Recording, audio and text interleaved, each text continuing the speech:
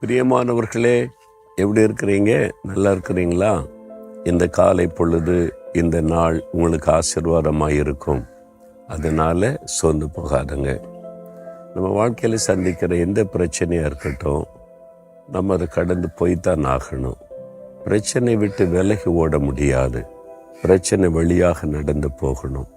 நம்ம சந்திக்கக்கூடிய பிரச்சனைகளை பார்க்கக்கூடாது. நம்ம கூட இருக்கிற ஆண்டவரை பார்க்கணும். அவர் நம்முடைய பிரச்சனைகளை காட்டிலும் பெரியவர். இல்லை, எனக்கு வரக்கூடிய பிரச்சனை பயங்கரமாக இல்லைக்கு, சுனாமி மாதிரிலாம் இருக்குது. சுனாமியை கூட தன்னுடைய வார்த்தையினாலே அடக்கி போடுகிற தேவன் அவர். இயற்கையை தன்னுடைய கரத்திற்குள் அடக்கி வைத்திருக்கிறார்ல, பிறகு இதுக்கு பயப்படணும். வேறு புஸ்தகத்தில் சங்கீதம் 59:16 ஒரு பக்தன் தன்னுடைய அனுபவத்தை சொல்கிறார் பாருங்க. அவர் சொல்லுகிறார், எனக்கு நெருக்கம் உண்டான நாளிலே கர்த்தாவே நீர் எனக்கு தஞ்சமும் உயர்ந்த அடைக்கலமும் ஆனீர். எனக்கு நெருக்கம் உண்டான நாளிலே நீர் எனக்கு அடைக்கலமும் தஞ்சமும் ஆனீர் என்பதாய் சொல்லுகிறார். நெருக்கம் எல்லாருடைய வாழ்க்கையிலுமே ஒரு நெருக்கமான சூழ்நிலை வரும் பாருங்க. இந்த தாவீது அவருக்கு ஒரு பெரிய நெருக்கம் இருக்கிறாரு. தேசத்தை ஆளுகிற சவுல் என்கிற ராஜா தாவீதின் மீது பொறாமை கொண்டு அவரை அழிக்கும்படி கொல்லும்படி தன்னுடைய சேவகரை அனுப்புகிறான். ஒரு இராணுவம் வருகிறது. ஒரு மனிதனை அழிப்பதற்கு ஒரு தேசத்தினுடைய இராணுவமே வருகிறது. ஆனால் அந்த சமயத்தில் தான் தாவீது இந்த பாடலை பாடுகிறார். எனக்கு நெருக்கம் உண்டான நாளிலே கர்த்தர் எனக்கு அடைக்கலம், அவர் என்னை பாதுகாத்து கொள்ளுகிறவர். அதே மாதிரி கர்த்தர் அவரை பாதுகாத்தார். ஒரு தேசத்தின் இராணுவமே அவரை தேடி கண்டுபிடிக்க முடியலை, கை வைக்க முடியலை. தேவனுடைய பாதுகாப்பு. அப்படிப்பட்ட ஒரு பெரிய தேவன் இருக்கும்போது இந்த பிரச்சனை குறித்து பயப்படுறீங்க? வீட்டுக்குள்ளே நெருக்கமா, குடும்பத்துக்குள்ளேயே நம்ம யாரை நேசிக்கிறோமோ அவங்க மூலமாகவே நெருக்கம் வருதே, வேதனை வருதே, சோர்வை கொண்டு வர்ற மாதிரி செய்கிறாங்களே. வீட்டுக்குள்ளே நெருக்கம். வேலைக்கு போகணுன்னு நினைச்சாலே கஷ்டமாக இருக்குது. அங்கே நெருக்குகிற மனிதர்கள் இருக்கிறாங்க. என்னை ஒடுக்க நினைக்கிற மனிதர்கள் இருக்கிறாங்க. நெருக்கமாக இருக்குது. அதனால் வேலை செய்கிற இடத்துக்கு போகிறதுக்கே ஒரு மாதிரி இருக்குது.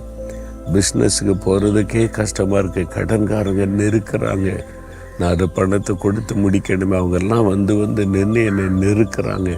என்ன பண்ணுறதுன்னு தெரியலை.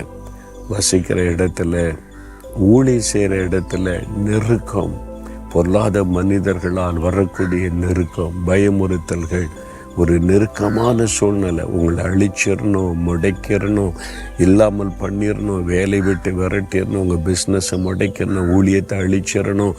அந்த மாதிரி ஒரு நெருக்கத்தை கொடுக்குற மக்கள் எழும்பி இருக்கிறாங்களா? கர்த்தர் உங்களுக்கு அடைக்கலாம். பயப்படாதங்க. நெருக்கமான சூழ்நிலை வரும், அது கடந்து போய்விடும். நீங்கள் அதை தாண்டி போவீங்க. தாவீது நெருக்கமான சூழ்நிலையில் இருந்தார். ஒரு இராணுவமே தேடினா, ஒரு ராஜாவே கொல்ல தேடினா எப்படி இருக்கும் இல்லை? அந்த நெருக்கத்திலையும் தாவீதை கர்த்தர் பாதுகாத்தார். உங்களை காத்துக்கொள்ள மாட்டாரா? இந்த சூழ்நிலை எப்படி மாறிச்சு? எந்த அதிகாரத்தில் இருந்த சவுல் ராஜாவரை கொல்ல தேடினாரோ அவரை தேவன் அப்புறப்படுத்திட்டு அந்த இடத்துல கொண்டு போய் தாவீதை உட்கார வச்சுட்டார்.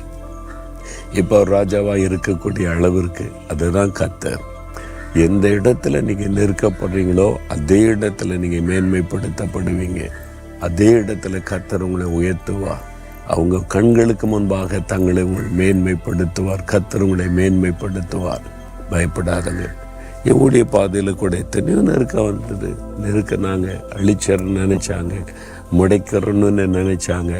அவங்க கண்களுக்கு முன்பாக கர்த்தர் மேன்மைப்படுத்தி கொண்டே இருக்கிறார். அவர் தஞ்சம், அவர் அடைக்கலம்.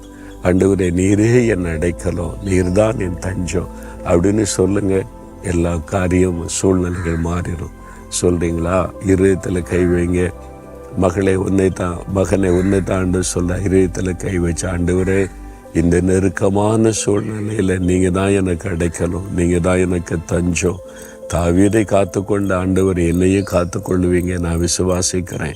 இந்த சூழ்நிலைகள் மாறும். இதை நான் வெற்றியோடு கடந்து செல்லுவேன். இயேசு கிறிஸ்துவின் நாமத்தில் ஜெபிக்கிறேன். ஆமேன், ஆமேன்.